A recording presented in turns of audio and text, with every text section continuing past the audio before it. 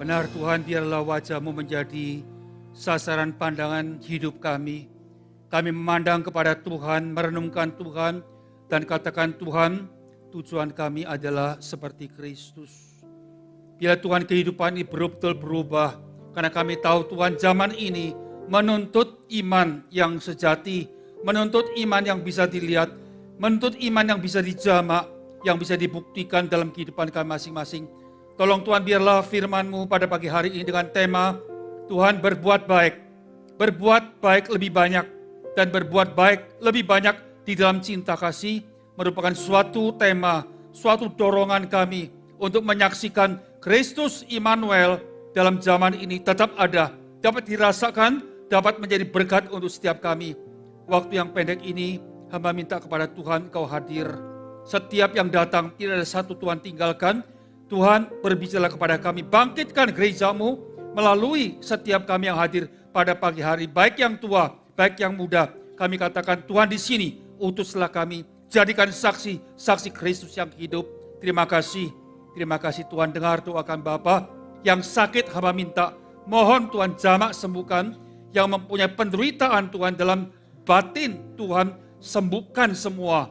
Yang mempunyai tangisan-tangisan, Kau hapuskan. Di dalam Engkau ada pertolongan yang sejati, ada mujizat. Kalau Kristus diberikan kepada kami ini Tuhan, orang-orang dosa, ada apa yang tidak Tuhan berikan, hamba minta kepadamu, jamaah-Mu, berkat-Mu, Kau curahkan. Sehingga betul-betul tempat ini kami merasakan kehadiran Tuhan yang luar biasa. Dengar doa kami ya Tuhan, kami panjatkan doa ini dalam nama Tuhan Yesus, Juru Selamat kami yang hidup. Amin. Karena salibnya aku hidup. Karena salibnya aku menjadi kuat, teguh, tegar. Saudara sekalian, lagu ini pendek tapi mengandung suatu makna yang dalam sekali. Perlu sekali kita renungkan. Ya, apalagi pagi hari ini kita diajak untuk merenungkan satu tema yang sangat praktis. Yaitu dalam kehidupan kita perlu sangat berbuat baik. Tidak cukup meningkat kepada banyak berbuat baik. Tidak cukup membuat banyak berbuat baik, bukan formalitas, tapi dalam cinta kasih. Ya, 3 hal ini akan menjawab kepada dunia bahwa Kristus hidup. Saya akan ajak melihat ya beberapa ayat, tema diberikan kepada saya, dan beberapa ayat ini mendukung tema ini. Ya, tolong ditayangkan. Yang pertama, di dalam 2 Korintus pasal 8 ayat yang ke-7. Perhatikan ya, kaya dalam yaitu pelayanan kasih.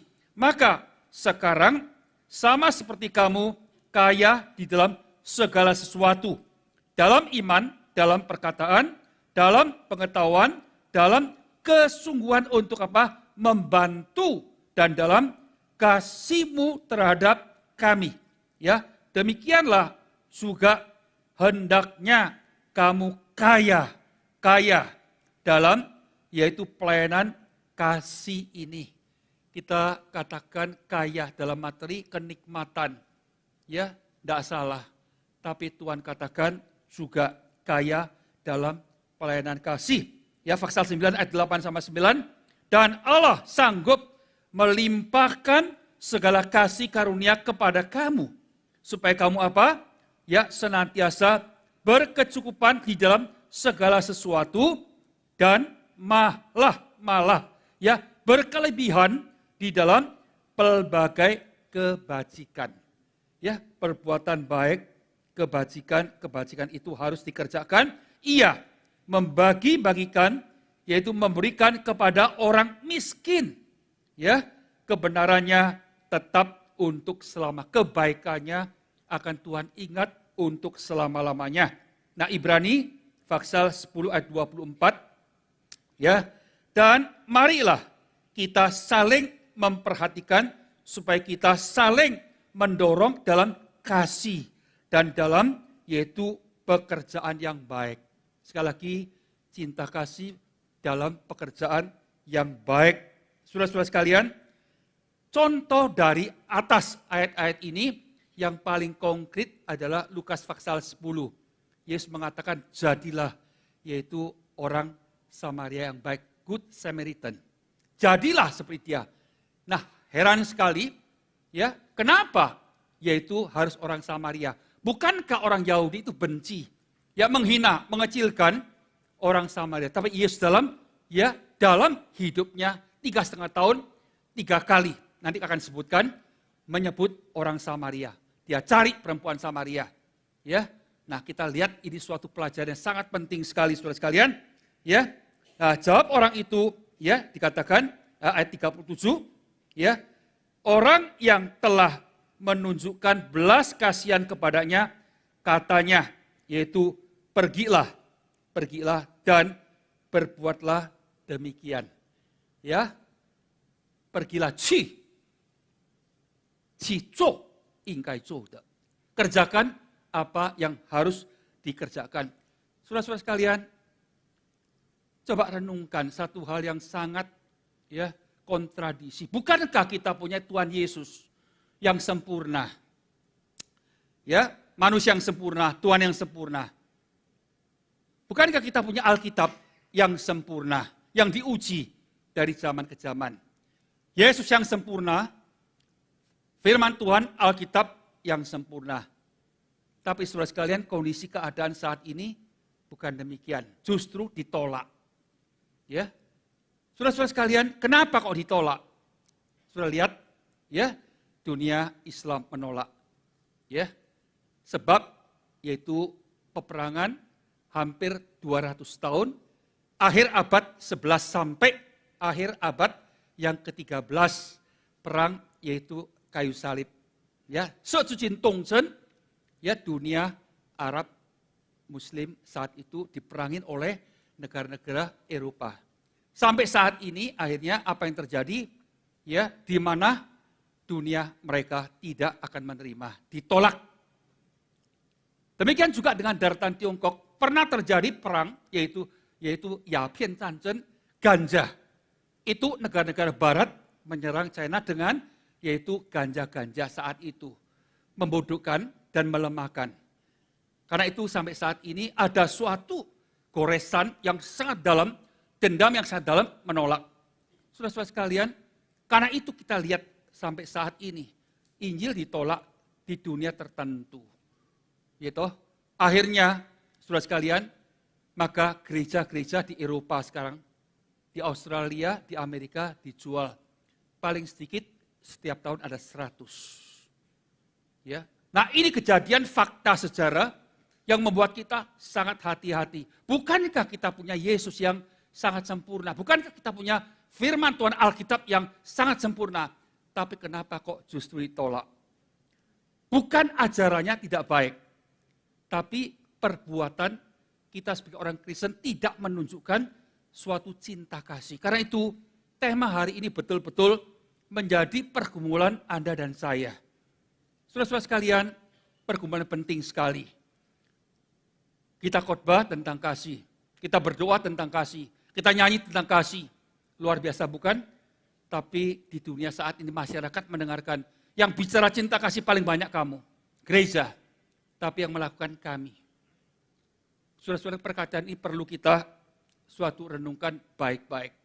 Kita harus berdoa kepada Tuhan, Tuhan gimana Indonesia, saudara sekalian, dalam lubuk hati saya, ya, beberapa bulan yang lalu masih bertumbuh, ya, pertumbuhan Kristen banyak. Tapi 3 bulan yang lalu, waktu saya mendengarkan Ketua MPK Majelis Pendidikan Kristen, yaitu Bapak, ya, Irwan Hardi, dia mengatakan tidak. Dia katakan sedang mundur. Dari 7,6, 5 tahun ini 7,5, 7,4, sampai saat ini 7,3. Nah, kemunduran ini, saudara sekalian, ada satu hal yang harus perhatikan. Tadi saya katakan dunia barat, ya, setiap tahun menjual 100 gereja. Tapi saudara sekalian, di Indonesia, Anda lihat Google nanti, jangan sekarang, tahun 2022, ya, di Klaten, Jawa Tengah, satu gereja yang disebut gereja Kerasulan Baru dijual menjadi Masjid Isa Al-Masih. Anda nanti lihat. Berarti apa saudara sekalian? Kemunduran ini sudah terjadi di dunia Indonesia. Nah, kita harus sadar dan hati-hati. Kalau tidak, ini akan merembet. Kalau kita tidak kembali dan kita hanya teori, nyanyi, berdoa, khotbah, saudara sekalian, itu akan menjadi suatu bahaya yang luar biasa. Karena itu saya waktu mempersiapkan tema yang diberikan kepada saya gumuli dengan sangat. Ya, saya bertanya kepada Tuhan, sebetulnya konkretnya apa sih? Yang paling konkret adalah apa yang dikatakan Tuhan Yesus dalam Lukas pasal yang ke-10.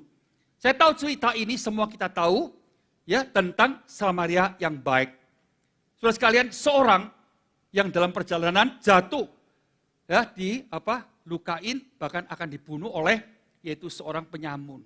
Nah, dalam perjalanan ini imam lewat begitu aja, tidak ada reaksi, tidak ada pertolongan. Orang Lewi lewat, demikian juga dia pikir atasan saya seorang imam, ya demikian ngapain saya harus lakukan. Ya. Yang ketiga yang lewat itu orang Samaria. Samaria ini adalah orang dibenci oleh orang Yahudi.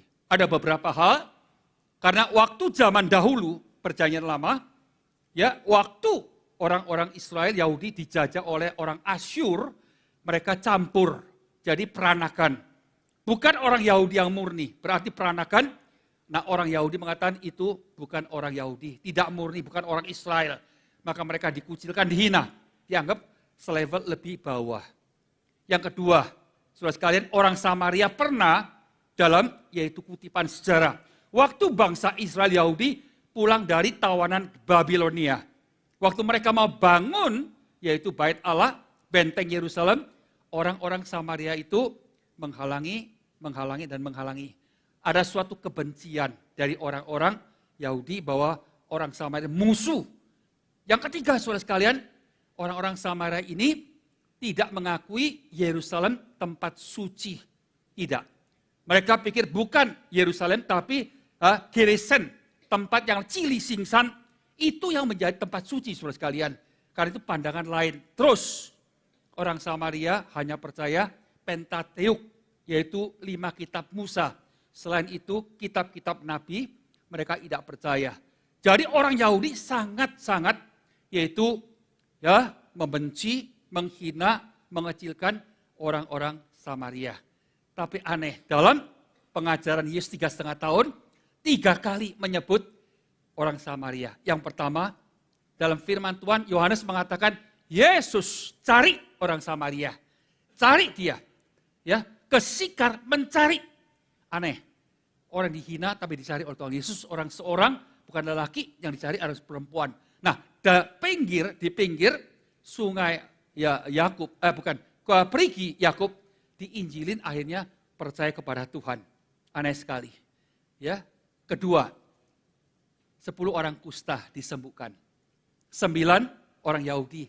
Mereka lupa tidak kembali, tapi Yesus mengatakan ada 1 orang Samaria kembali ucapkan terima kasih kepada Tuhan Yesus. Nah ini yang ketiga.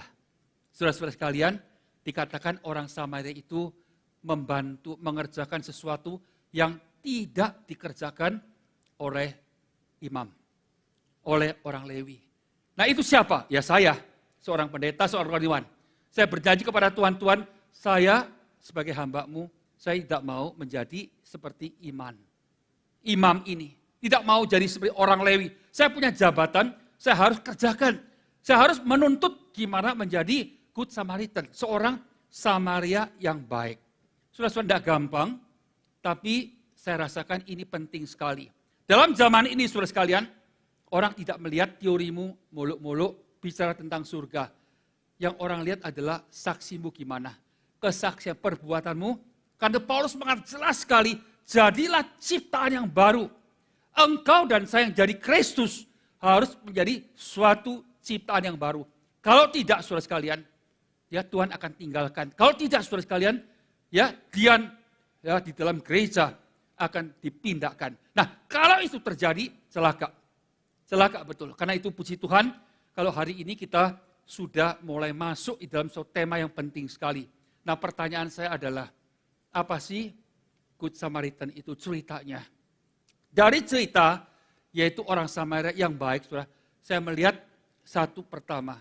Anda dan saya gereja Tuhan harus melihat manusia dari segi Tuhan. Jangan dari segi kebudayaan kita. Saudara sekalian, saya tahu banyak hal-hal membuat kita terhalang. Ya, terus terang, waktu kami Yobel buka sekolah di Singkawang, itu kebanyakan orang-orang Tionghoa, orang-orang Kek, orang-orang Teochew. Ya, orang semua setuju dan mendukung. Baik di tempat itu kita menangkan mereka. Ya, bangun gereja, bangun sekolah untuk marginal, didukung. Tapi begitu dari sana kita seberang ke NTT. NTT Kupang. Kupang itu lain. Ya, orang-orangnya lain, golongan lain. Banyak golongan kita mengatakan, homose kami tidak setuju. Kenapa? Ngapain? Ya toh? Nah, mereka lain dari kita. Dan kita ya menderita karena mereka. Saya katakan, itu pandangan dunia. Itu pandangan kita sebagai orang-orang Tionghoa. Tapi kalau Tuhan mengatakan tidak boleh, jangan kita melarang. Saya katakan kembali kepada kejadian. Ya, ingat saudara sekalian, waktu ya Tuhan katakan aku akan berkati Ishak kepada Abraham. Abraham senang sekali karena anak yang akan lahir diberkati Tuhan. Tapi Anda perhatikan, ya apa permintaan Abraham? Abraham mengatakan, Tuhan, gimana dengan Ismail? Perhatikan, Tuhan tidak mengutuk, Tuhan bahkan mengatakan, Ismail pun aku akan berkati. Nah, dari ayat ini saudara sekalian, jelas bahwa kita harus mengasihi sama. Apa yang dipandang baik oleh Tuhan, tapi bukan berarti kita yaitu eksklusif, tidak. Homose bukan orang eksklusif. Ya, homose Chinese educated, memperhatikan pelayanan orang-orang Tionghoa dan menganjurkan kita belajar bahasa Mandarin. Nah, gereja harus diperhatikan Mandarinnya, tapi jangan sampai kita kemakan dan jangan sampai kita melalaikan mereka. Ya, Kupang itu adalah provinsi yang paling miskin yang ketiga. 38 provinsi Indonesia, yang paling miskin Papua. Yang kedua Papua Barat, yang ketiga adalah NTT, yaitu Kupang. Dalam kota tidak kelihatan, tapi dalam pinggiran Anda akan melihat itu tempat betul-betul. Karena itu kantong Kristen yang miskin ini, banyak anak-anak Tuhan, saudara, tidak bisa sekolah baik, bisa mahal, tidak sanggup, akhirnya masuk ke pesantren. Saudara masuk ke pesantren, akhirnya apa yang terjadi? Dihijaukan semuanya. Sebagai hamba Tuhan, saudara, sebagai anak Tuhan kita melihat kondisi ini, kalau kita tidak gelisah, saya nggak tahu harus apa yang saya katakan. Hati saya gelisah, berdoa kepada Tuhan, gimana dengan Kupang? Ya, saya tahu nanti Tuhan tolong. NTT itu singkatan nanti Tuhan. Saya katakan tidak, sekarang Tuhan harus tolong. Karena 12 tahun yang lalu kami diajak oleh seorang anggota dari NTT. Lihat, berdoa, puji Tuhan. Dalam kondisi sangat sulit sekali. Akhirnya tanggal 4 kemarin, ya, Rebo tanggal 4 kemarin diresmikan satu sekolah yang baik. Satu sekolah yang bisa membendung, mengurangi arus semacam itu. Puji syukur kepada Tuhan. Jemaat yang saya kasih, saya katakan semacam ini, agar betul-betul ya kita itu mempunyai wawasan Tuhan.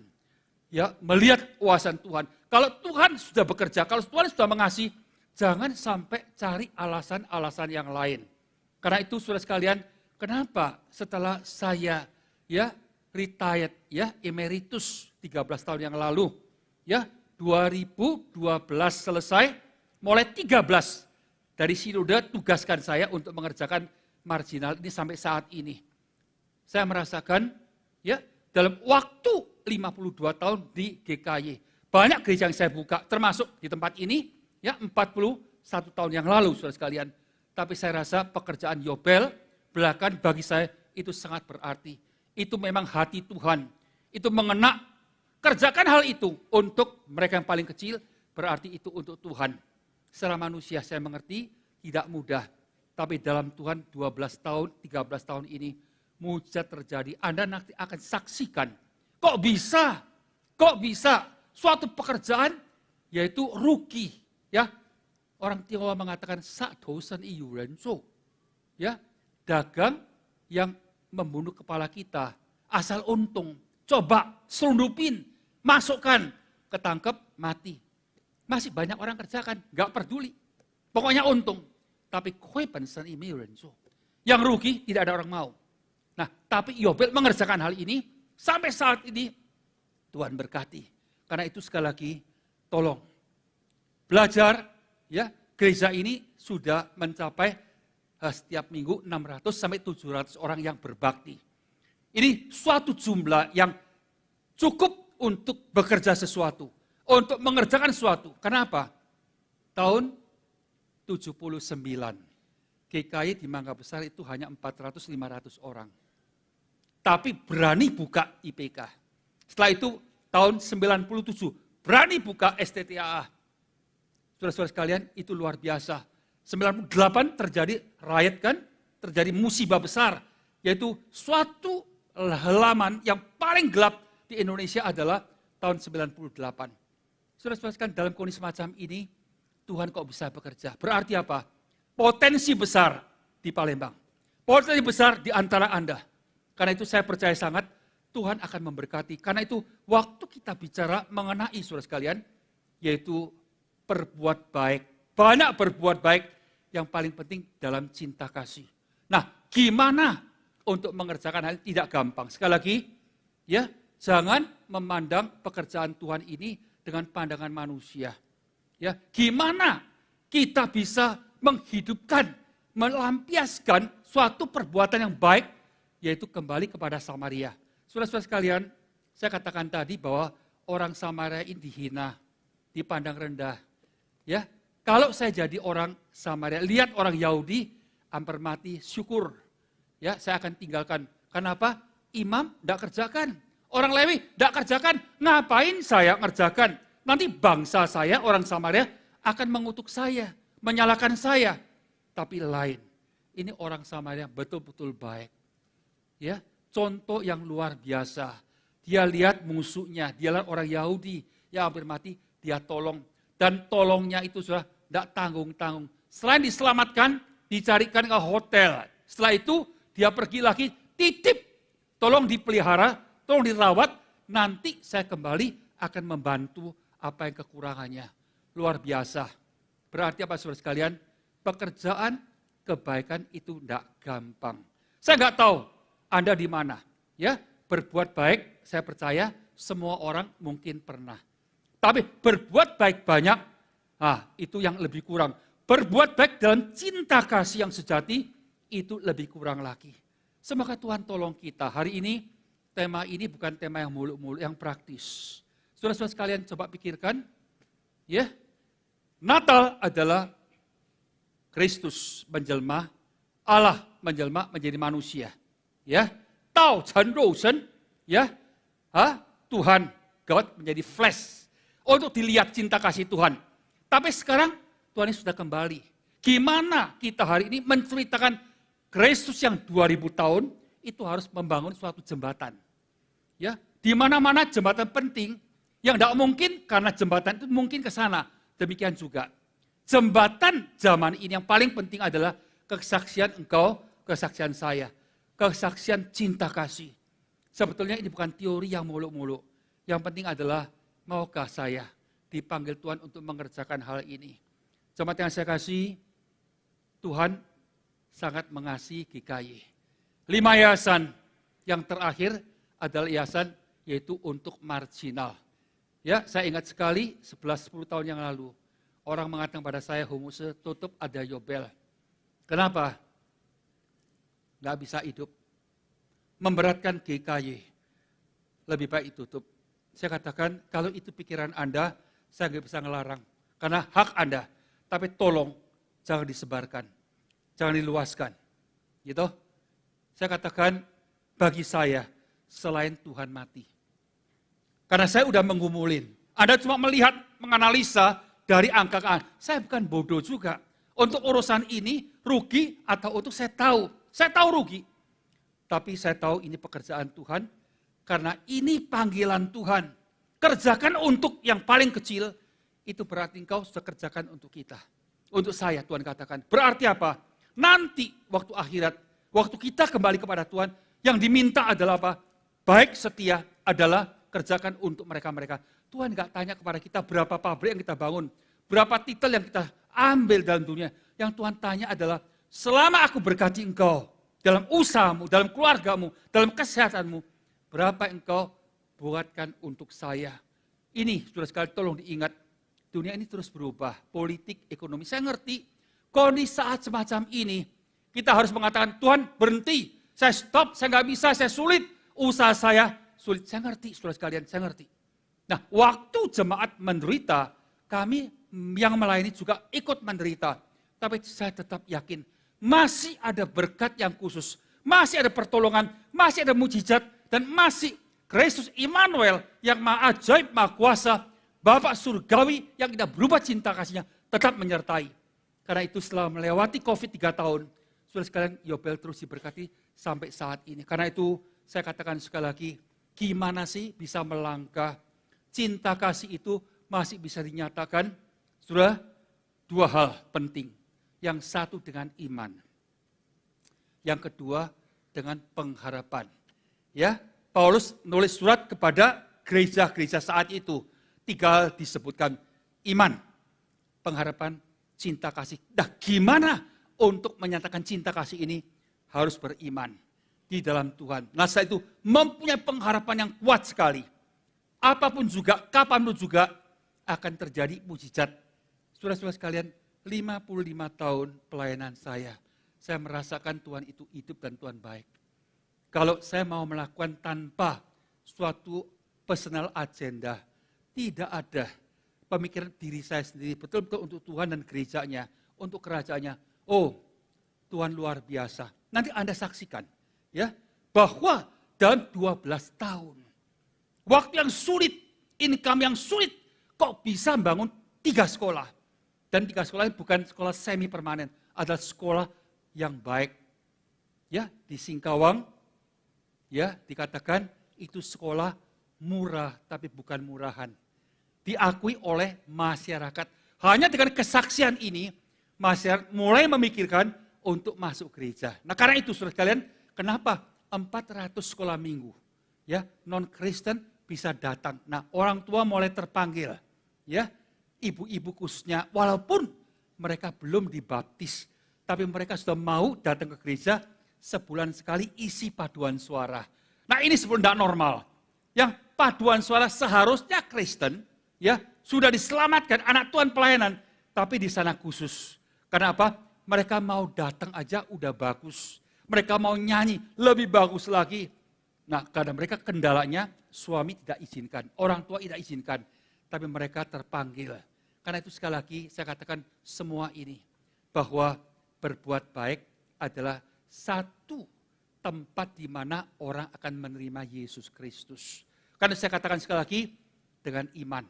Waktu engkau dengan iman, engkau baru merasakan, oh iya ya, apa yang Tuhan katakan itu indah. Saya pegang satu ayat, tadi enggak saya bacakan, di dalam Efesus pasal 3 ayat 20. Senen Tuhan bisa.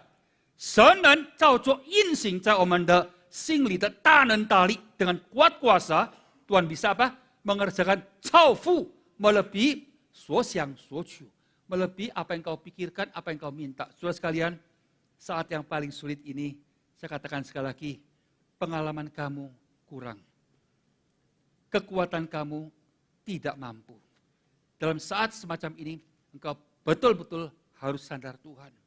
Dia yang mampukan kamu, dia yang buka jalan, dia yang lakukan mujizat. Karena itu saya katakan sekali lagi, kalau ini pekerjaan Tuhan, kalau ini kehendak Tuhan, saya mampu.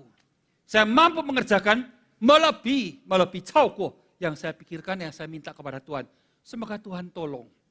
Gereja ini akan dipakai oleh Tuhan. Saya lihat potensi luar biasa. Sudah dibandingkan waktu tahun 79. Kondisi Koidang lebih kecil dari ini. Bisa mengerjakan pekerjaan yang besar. Kenapa? Karena beriman. Karena mau berkorban. Itu yang Tuhan cari. Saat semacam ini sekali lagi, saya nggak percaya kalau GKY, kalau Palembang tidak bisa maju. Saya yakin percaya dengan kondisi keadaan. Di sini banyak yang muda-mudi. Yang masih, ya, yang couple. Ayo sama-sama. tidak muda lagi. 78. Ya, bukan mudah. Ya, secara manusia, saudara sekalian, Muse harus istirahat. Tapi sampai saat ini suara Muse, kalau Anda kenal Muse 40 tahun yang lalu, sama. Ya, nggak berubah. Lebih tua, rontok rambutnya, botak, tapi suaranya sama. Gitu? Kira-kira begitu. Nah, kenapa? Secara manusia, terus terang, Muse kurang istirahat. Tidurnya malam, jam 11, 12, bangunnya jam 4, jam 5. Hari ini jam 3 udah bangun. Karena ada 10 orang harus saya doakan dan persiapan.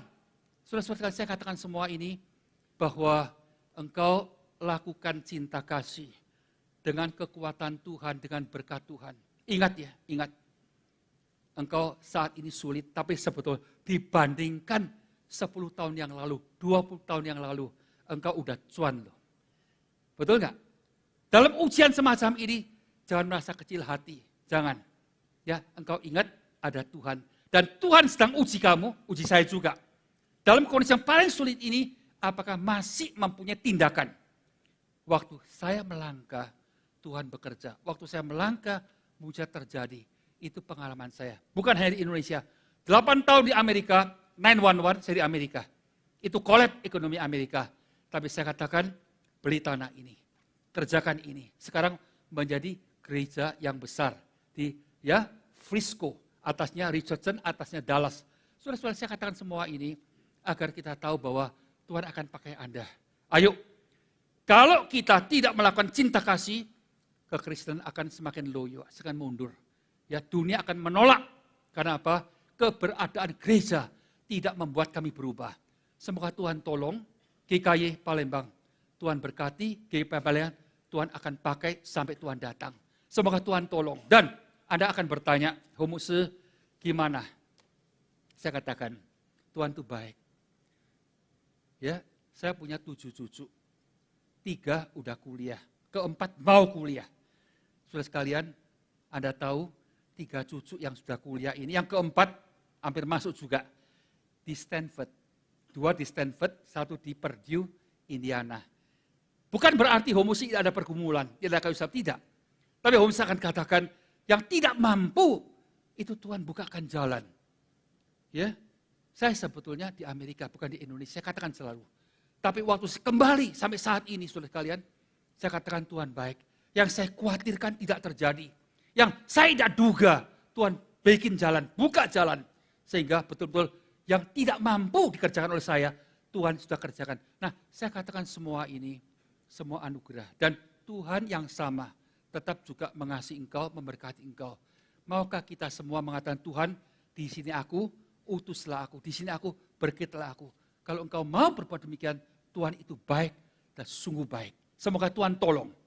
Ya, pekerjaan yang baik saya kerjakan. Lebih banyak saya kerjakan. Dengan cinta kasih, oh Tuhan, ini yang Tuhan mau saya kerjakan. Semoga Tuhan tolong dan berkati. Mari kita berdoa.